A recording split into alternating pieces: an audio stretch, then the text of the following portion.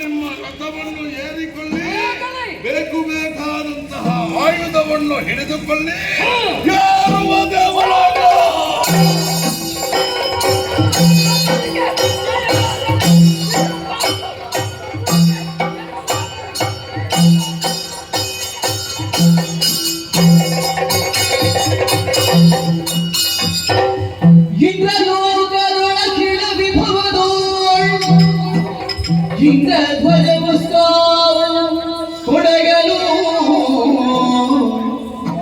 ಇಂದ್ರ ವಿಜಯದಿಂದ ನಾಟ್ಯವನ್ನು ನಟಿಸಿ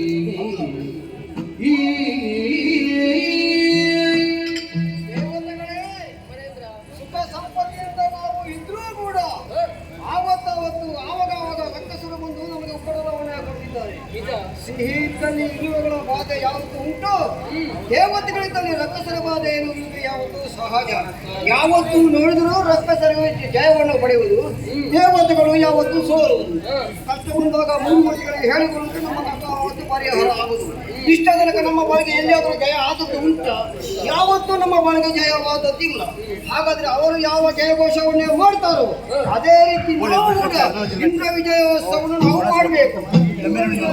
ಮಾಡ್ಬೇಕಂತ ನಾವು ಗೆಲ್ಲಬೇಕೇ ಬೇಡ, ಇಲ್ಲದೆ ನಾವು ವಿಜಯೋತ್ಸವ ಮಾಡ್ಲಿಕ್ಕೆ ಆಗುವುದಿಲ್ಲ. ಗೆಲ್ಲಬೇಕಾದ್ರೆ ನಾವು ಇವತ್ತೊಂದು ಉಪಾಯವನ್ನು ಮಾಡಬೇಕು. ರಕ್ಕಸರು ಸೋಲ್ಬೇಕು, ನಾವು ಗೆಲ್ಲಬೇಕು. ನೇರವಾಗಿ ರಕ್ಕಸರು ಯುದ್ಧ ಮಾಡೋದಕ್ಕೆ ಹೋಗಿ ಗೆಲ್ಲುವುದಕ್ಕೆ ನಮಗೆ ಸಾಧ್ಯ ಉಂಟಾ? ಖಂಡಿತವಾಗಿಯೂ ಸಾಧ್ಯವಿಲ್ಲ. ನಾವು ಗೆಲ್ಲುವುದಕ್ಕೂ ಇಲ್ಲ, ವಿಜಯೋತ್ಸವ ಮಾಡುವುದಕ್ಕೂ ಇಲ್ಲ. ಅದಕ್ಕಾಗಿ ನಾವು ಒಂದು ಉಪಾಯ ಮಾಡಬೇಕು. ನಿಮ್ಮ ಇಬ್ಬರಲ್ಲಿ ಯಾವುದು ಒಬ್ಬರೊಬ್ಬ ರಕ್ಕಸನ ವೇಷ ಮಾಡುವುದು. ರಕ್ಕಸನ ವೇಷ ಮಾಡಿ ನೀವೇ ಯುದ್ಧವನ್ನು ಮಾಡಿ ರಕ್ಕಸರನ್ನು ಸೋಲಿಸಿ ವಿಜಯೋತ್ಸವ ನಾವು ಮಾಡಬೇಕು. ಈಗ ರಕ್ಕಸನ ವೇಷ ಮಾಡುವುದು ಯಾರಾಗುವುದು?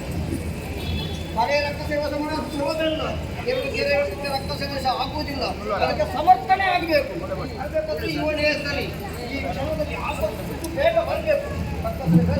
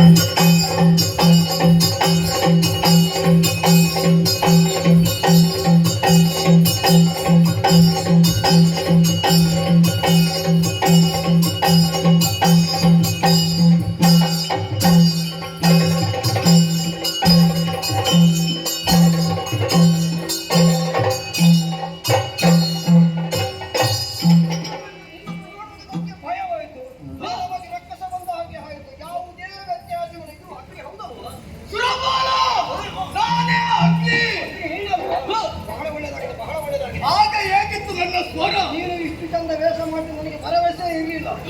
ಬಹಳ ಒಳ್ಳೆಯ ವೇಷ, ನಿನ್ನ ರೂಪಕ್ಕೆ ಸರಿಯಾದಂತಹ ವೇಷ, ನಿನ್ನ ಮುಖವನ್ನು ನೋಡುವಾಗ ಗಂಭೀರತೆಯನ್ನು ಕಾಣುವಾಗ ನನಗೆ ಸಂತೋಷವಾಯಿತು.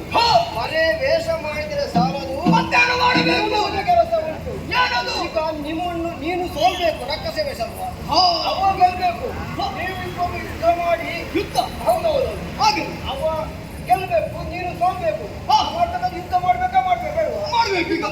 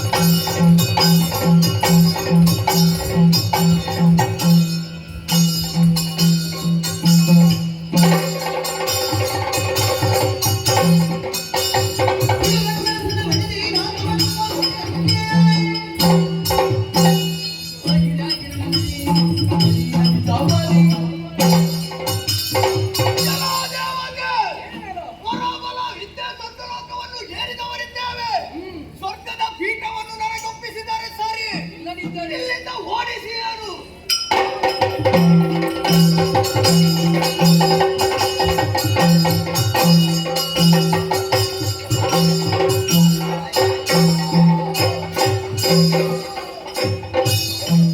ಈಗ ನಾವು ಮಾಡಿದ ನಾಟಕವು ನಾಟಕ ನಾವು ಮಾಡಿದ ನೀವು ಹೊಡೆದಾಟಗಳು ಮಾಡಿಕೊಳ್ಳುವುದಿಲ್ಲ. ಯಾಕಂದ್ರೆ ರಕ್ಕಸರು ಸೋತ್ರೆ ಆಯ್ತು, ದೇವತರು ಗೆದ್ರೆ ಆಯ್ತು. ಈಗ ಬಹಳ ಸಂತೋಷವಾಯಿತು. ನೀವು ಸರಿಯಾಗಿ ಇಬ್ಬರು ಕೂಡ ನೀವು ಮಾಡಿದಂತ ಈ ನಾಟಕದಲ್ಲಿ ನೀವು ಗೆದ್ದಿದ್ದೀರಿ. ಈಗ ಆಗ್ಬೇಕಾದನು ಇಂದ್ರ ವಿಜಯೋತ್ಸವ ನಾವು ಮಾಡ್ಬೇಕು. ಎಲ್ಲರೂ ಹೇಳಿದರೆ ಇಂದ್ರ ವಿಜಯೋತ್ಸವ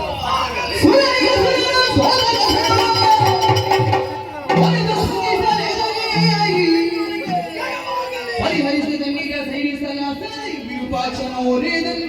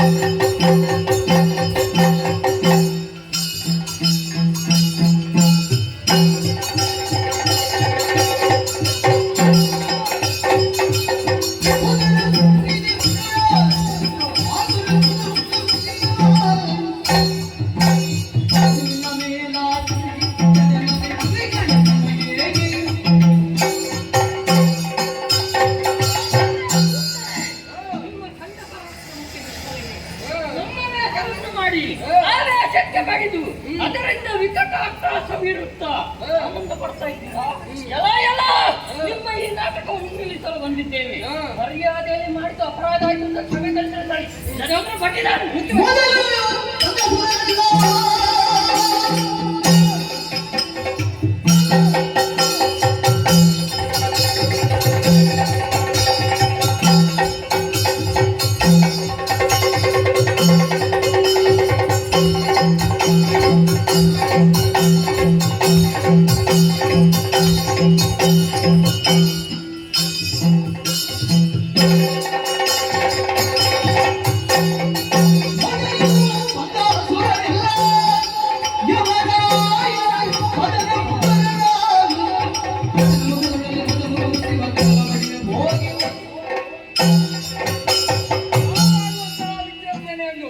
ನಿಲ್ಲಿಸುವುದಕ್ಕೆ ಬಂದೆ ಅಲ್ಲ, ನಿನ್ನಂತ್ಯಕ್ಕೆ ಬಂದು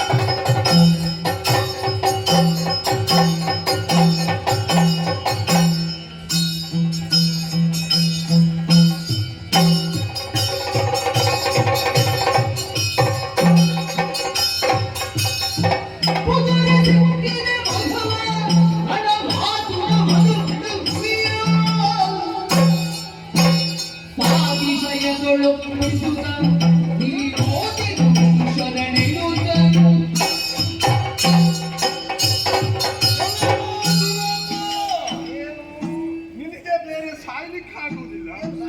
ಹೀಗೆ ಮಾಡುವುದಕ್ಕಿಂತ ಇಂದ್ರ, ನಿನ್ನ ಸ್ಥಿತಿಯನ್ನು ಕಂಡಾಗ ನಮಗೆಲ್ಲ ನಗು ಬರ್ತಾ ಇದೆ. ನಾವು ಮಾಡೋ ಕಾರ್ಯ ಅಂತದ್ದು ನಗು ಬರ್ಬೇಕಲ್ಲ. ನನ್ನನ್ನು ನೋಡುವಾಗ ನಾನು ನಾಟಕದ ದೇವತೆ ಅಂತ ಭಾವಿಸಿದ್ದೆ.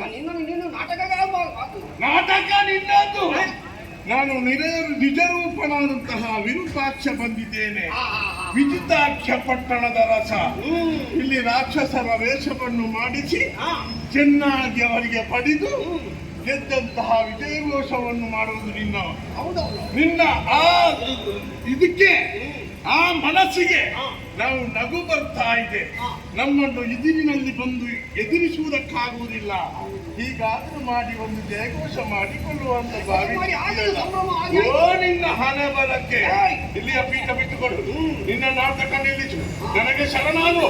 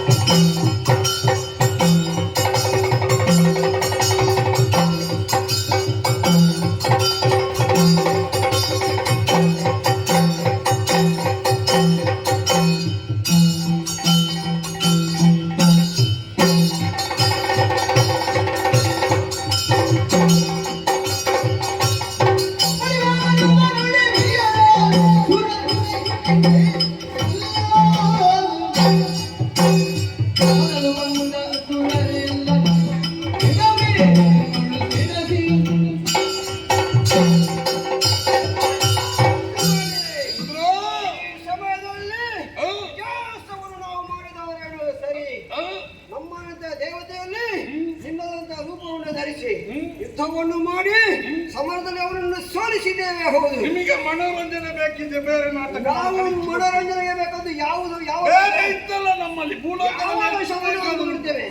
ಇಂಥವರ ವೇಷವೇ ಆಗ್ಬೇಕಂದ್ರೆ ನಮಗೆ ಅಪಮಾನ ಮಾಡಿ ನೀವು ನಾಟಕ ಯಾಕೆ ಮಾಡುದು? ನಿಮಗೆ ಅಪಮಾನ ನನ್ನ ಕರೆದುಕೊಂಡು ನಾನು ಇಲ್ಲಿ ನಾಟಕ ಮಾಡಿಸಲಿಲ್ಲ. ನಿನ್ನದೇ ರೂಪವನ್ನು ನಾವು ಧರಿಸಿದ್ದು ಮಾತ್ರ. ಇದನ್ನು ಕೇಳುವುದಕ್ಕೆ ಬಂದ್ರೆ ಅವ ಬಿಟ್ಟು ವೇಷದಲ್ಲಿ ಹೋದು ನಿನ್ನ ವೇಷ ಬಗ್ಗೆ ತಲೆಗೆ ಪಡಿತೇವೆ.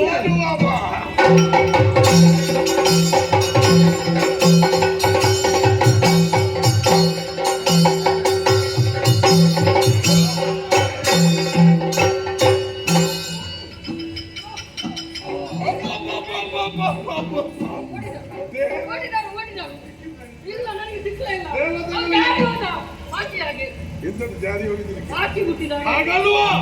ಪಲಾಯನಗೊಂಡಿದ್ದಾನೆ. ಓಡಿದವರನ್ನು ಓಡಿಸುವುದು ಬೇಡ. ಯಾಕೆ ಗೊತ್ತುಂಟಾ? ಓಡಿಸಿದವರನ್ನು ನಾವು ಓಡಿಸಿದ್ರೆ ಓಡಿಸಿದವರಿಗೆ ಓಡಿದವರಿಗಿಂತಲೂ ಹೆಚ್ಚಿನ ಆಯಾಸ ಆಗ್ತದೆ. ಅದಕ್ಕೆ ಬೇಕಾಗಿ ಓಡಿಸುವುದು ಬೇಡ. ಈಗ ನಾವು ಬಂದ ಆಶೆ ಏನು? ನಾಟಕ ಅವರು ಓಡಿದ ಮೇಲೆ ನಿಂತು ಹೋಯಿತು.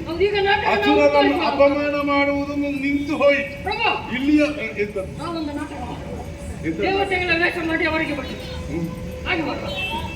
ನಿನ್ನ ಹಣೆ ಬರಕ್ಕೆ ಅಸುರ ಕುಲಕ್ಕೆ ಬುದ್ಧಿ ಇಷ್ಟೇಯ? ಅವರು ಆ ನಾಟಕ ಮಾಡಿ ನಾವು ಮಾಡಿದ್ರೆ ಅವರ ವ್ಯವಸ್ಥೆಗೆ ನಾವು ಹೋಗುದಿಲ್ವಾ? ನಾವು ನಾಟಕ ಮಾಡ್ಲಿಕ್ಕಿಲ್ಲ. ಮೋಸ ಮಾಡಿ ನಮಗೆ ಅಭ್ಯಾಸ ಇಲ್ಲ. ನೇರವಾಗಿ ನಡೆ, ನೇರ ನುಡಿ ಆಗ್ತದ ಇಲ್ವ? ಸತ್ರ ಜೀವ ಹೋಯಿತು, ಯುದ್ಧ ಮುಂದೆ ಅಲ್ವಾ? ಇನ್ನು ಮಾತಾಡ್ಲಿಕ್ಕಿಲ್ಲ. ಇದು ಪೀಠ